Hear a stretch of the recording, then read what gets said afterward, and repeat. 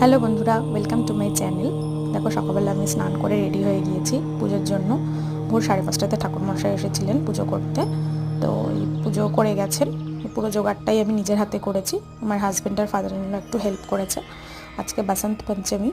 এই দিন হচ্ছে আমাদের এই তিথি অনুসারে আমাদের বিয়ে হয়। এই হচ্ছে আমাদের মায়ের মূর্তি। মা সবার মঙ্গল করুক। পুজোর পরে আমি আর আমার হাজব্যান্ড বেরিয়েছিলাম একটু মর্নিং ওয়াক করতে। তো মর্নিং ওয়াক করে ফিরছি। আর ফিরে এসে দেখি আমার শাশুড়ি আজকের জন্য বানিয়েছে হচ্ছে খিচুড়ি। খিচুড়িটা খুব ডেলিশিয়াস হয়েছে দেখতে। আমি এখনও খাইনি, খাবো। তা খিচুড়ির সাথে রয়েছে বাঁধাকপি, বাঁধাকপির তরকারি। তো বাঁধাকপির তরকারির সাথে আর আছে হচ্ছে বেগুন ভাজা, চাটনি। এটা হচ্ছে আমাদের কমপ্লেক্সের পুজো।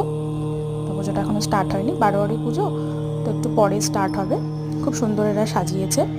যদি আমার এই মিনি ব্লগটা তোমাদের ভালো লাগে তাহলে একটু লাইক আর সাবস্ক্রাইব করে দিও।